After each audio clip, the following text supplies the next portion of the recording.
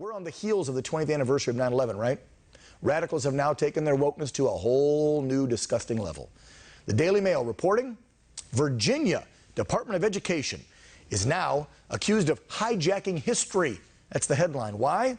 Because they've got a video urging teachers to call 9/11 killers, you know, the extremist terrorists, all this. They don't want you to call them that because it might lead to Islamophobia. So don't say those words about the extreme terrorists who killed over 3,000 Americans. Don't say that.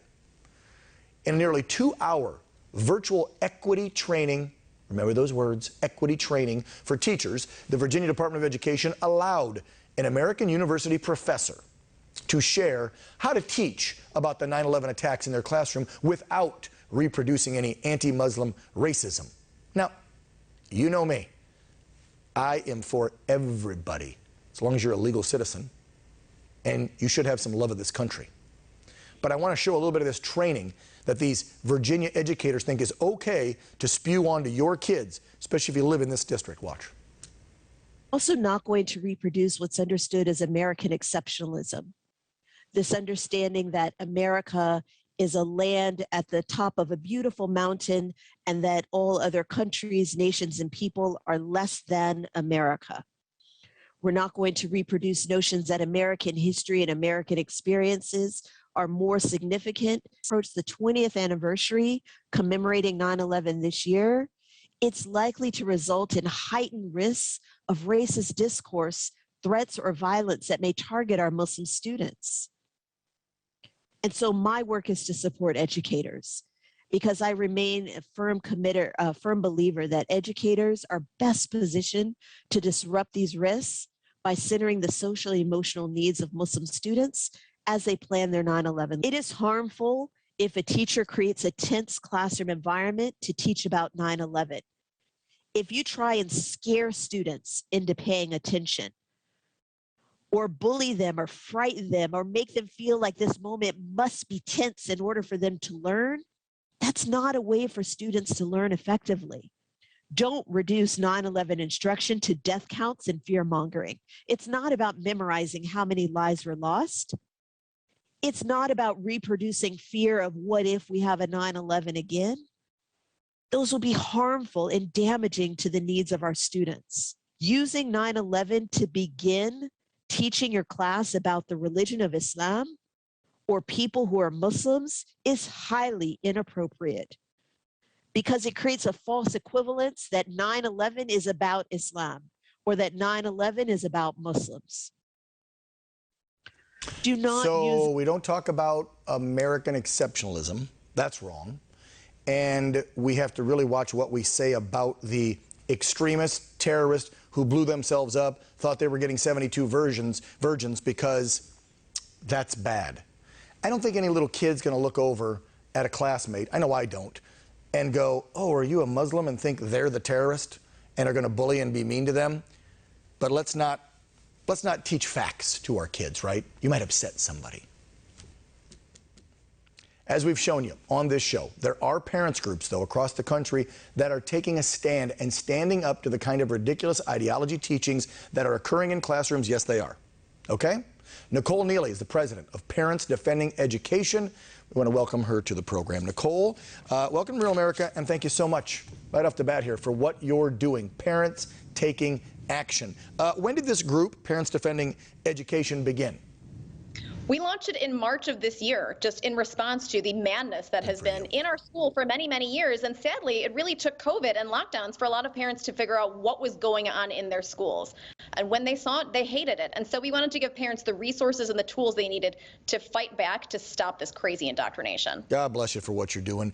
The lead up there with this Board of Education in Virginia, of course, is one of the main things you wanted to come on for. But I know you guys have been tracking all the nonsense for months and months. Could you believe that there is a teacher in a classroom in a city in the United States of America like this? I've got some choice words. I better not get thrown off the air.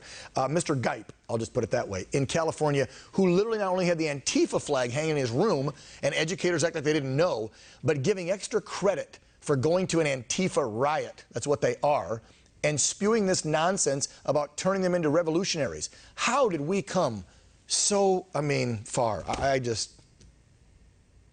Sadly, activists have been working on this for many, many years. The Southern Poverty Law Center says they have 500,000 educators in their network. You don't build up those kind of numbers in the past year just in the wake of George Floyd's murder. These are, these programs have been going on for 40, 50 years. And so we have a huge amount of work ahead of us. The good news is we have numbers on our side. Parents are angry, teachers are angry. Parents Defending Education has a tip line, and we're actually receiving between 100 to 200 tips a week from across the country of teachers, of administrators, of parents who see what is going on. They're furious, and they want it to be exposed so that somebody can do something about it. And so there is a secret network of people around the country who have said, I'm mad as heck, I'm not going to take it. And so we're all starting to band together, rise up, and to do something about it. And that's why it's great to see districts like what happened in Natomas throw out, fire these teachers, and actually take the steps needed to stop this sick poison. Yes, and Newport Mesa better do the same to that gal that took the American flag down and told them they could read a pledge to the pride flag. And again, that is in no way trying to be anti-gay and against LGBTQ. That is just trying to be pro-American. What is wrong with saying the pledge to the flag that we've honored since the inception of this nation? And this one in Virginia that you really wanted to come on and discuss, this just pisses me off to no end. We can't tell students that America is exceptional, that we are that. I thought we've heard this from presidents past, left and right. I thought we are that shiny city on the hill. I thought America is that beacon of hope that other nations look to. Now we can't say that? That's wrong? Come on. Well, it's interesting because our opponents often tell us that, they just want to teach the truth. And to me, telling the truth about 9/11 is an essential part of our children learning what's going on and Yes. to, be able to place themselves in a global context. And so the irony of them not wanting to teach the truth and do so in a, quote, culturally responsive manner, I think is an insult, to our students, to their intellect. And, it does a disservice to our country and everybody who has died over the past 20 years. It does a massive disservice. Keep that video up, guys, if you would, of the towers on 9/11. I've taken some heat for running some videos that might be too graphic. I don't blur or censor. By the way, if you want to say mad as hell, you can say that on my program, because I'm tired of the American media and, yes, some on the right, conservative right, saying we have to censor things because it's too much for the American public to take in, to see, to witness. It's too graphic. What if children see this, Dan, when you show a video of an execution or someone being hung or bodies falling out of the towers? Oh my gosh, what if they see that? I'm sorry, folks, if you're offended, but people need to see it. Do you want this to go from the shores of Afghanistan and come to the shores of America? What's wrong with showing our young people and some people in their teens, 20s, 30s who weren't that very old or even born yet, what happened 20 years ago? What's happening in this country and what could be coming here from the Middle East? What's wrong with that? Is there anything wrong with that, Nicole? I don't think there's anything wrong with it. My brother enlisted in the Army in the wake of 9/11. He's buried at Arlington now. And so, there are thousands of Americans who died in those attacks, who have died in Iraq, in Afghanistan, in the global war on terror since then. And to just whitewash over this, woke-wash it, as my colleague calls it, Yes. and paper and pretend that that didn't happen is hugely disrespectful. Exactly. Nicole, I got to run, but if people want to learn more about Parents Defending Education, how do they get in touch with you and your organization? Our website is defendinged.org. We have lots of resources up there so people can know their rights and learn how to fight back. Again, God bless you for what you are doing. Keep the messaging going. Nicole Neily, president of Parents Defending Education.